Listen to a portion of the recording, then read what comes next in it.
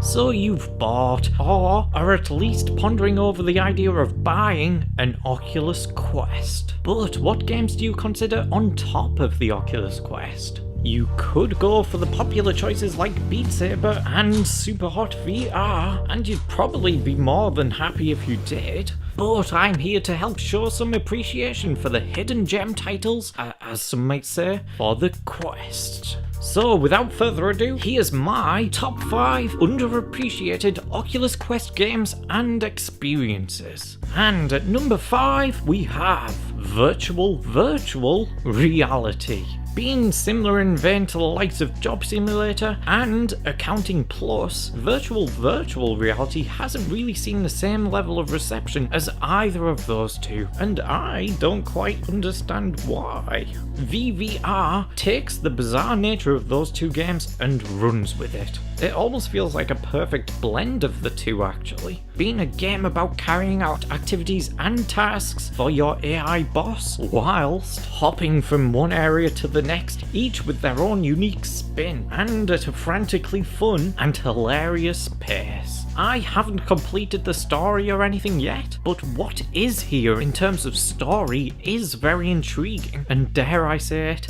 much more interesting than the lack of one in Job Simulator at all. Obviously, I'm not going to ruin the game or anything, as that would defeat the purpose in recommending it in the first place, but let's just say that VVR's tonal shifts work to great effect, crossing into funny and eerie territories at unpredictable pacing. I seriously felt on edge at times in this game, and that was down to the overall ambient sound design and visually impressive set designs of certain levels. It did everything I was wanting it to do from the games mentioned prior, and a little more. Number 4. Tilt Brush. For years now, I'd prided myself in having dedicated so much time to VR gaming whilst never truly having any VR accidents. Well, who would have known that the VR game to get me so immersed to the point that I'd actually forget about my real world surroundings and do something so stupid in it would be Google's Tilt Brush. But yeah, I was just doing the normal thing of seeing if the game's smooth mechanics and intuitive designing techniques would allow me to build a lightsaber. You know, just minding my own business. Until I had the thought, the lightsaber blade needs to be a lot taller than it is. But I quickly realised that I could not reach that certain height in this game, and so, for whatever stupid reason, the thoughtful solution I thought of was to just paint the blade mid-air as I jump up in real life. Yeah, I literally didn't second guess my idea, and next thing I knew, I'd smashed my knuckles and right controller off the ceiling to our flat. There was a loud bang and it hurt. There's even proof with the controller having bits of white paint left on it from the horrific incident. And if you haven't gathered by now, Tilt Brush is a painting application in all 3 dimensions of virtual reality space. I'm clearly not very good at it, but with time and patience, some people have managed to craft some beautifully 3D rendered creations in this app.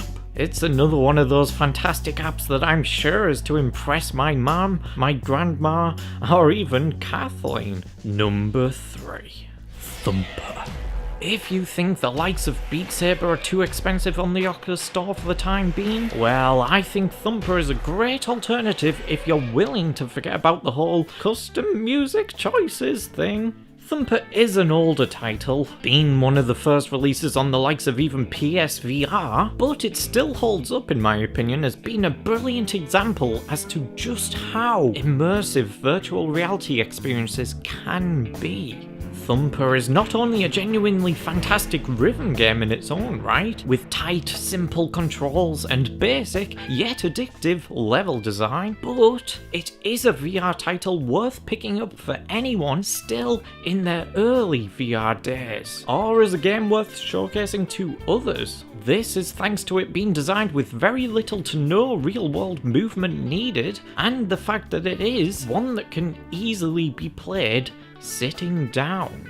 As a rhythm game, it of course needs some good sound design, and I'm glad to say that Thumper's scoring and sound design accompany the uniquely eerie visuals in crafting this dreamlike, creepy, yet mesmerizing atmosphere that is worth coming back to the game all on its own for.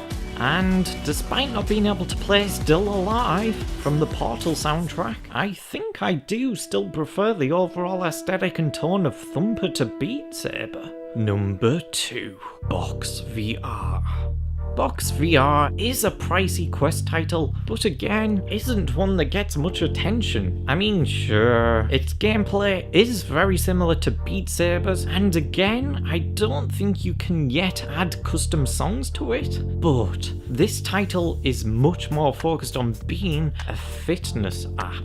Yes, we've all heard of people successfully incorporating Beat Saber into their daily routine as a means of exercise, and you can do the exact same thing with Box VR.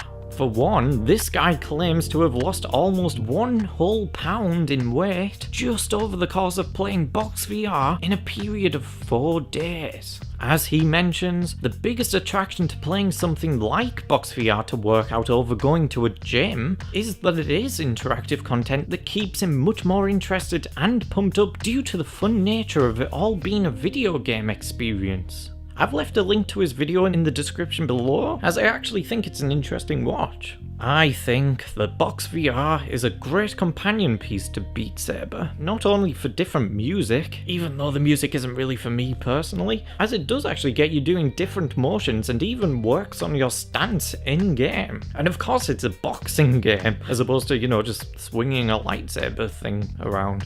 Which is cool in its own right, of course. It's also a great way of helping you justify your hefty Oculus Quest purchase to your family and friends, as you can literally claim, see, I am getting exercise and playing games. Yeah. And finally, we have number 1. Wonder. Wonder reminded me that VR can give you simple experiences that you never knew you wanted. And that is basically to have Google Street View in VR. It may sound rather pathetic, and I do find it kind of weird that the app basically takes the work of Google quite literally and makes you pay them for it. But again, being able to visit the places you never have before, or even having the ability to check out places you have fond memories of in VR does feel kind of special. Unfortunately, it's not in 3D or anything, at least not to what I could notice, which is a little disappointing, but I do think that this can be a beneficial app to have for the Quest. Not only is it fun to see your own home in VR, or get a good sense of just how tall certain structures are in real life, but it can also be useful for those looking for somewhere to go on holiday, plan a day out, or, in my case at least, can be very practical in location scouting for filmmaking. Again, this is a great app to help justify your purchase to your family and friends, and at a pretty cheap price, you can literally show them places they've never been, and with many varieties of collections of places to visit, such as haunted house exteriors, famous monuments, or even, universities in India. It also has a multiplayer mode.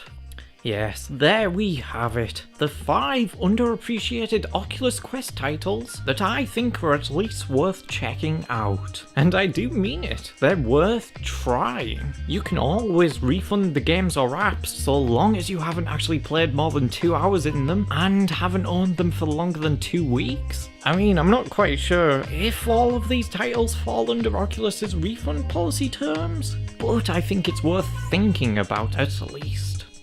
Anyway, I'm going back in VR now, so, bye. Wow!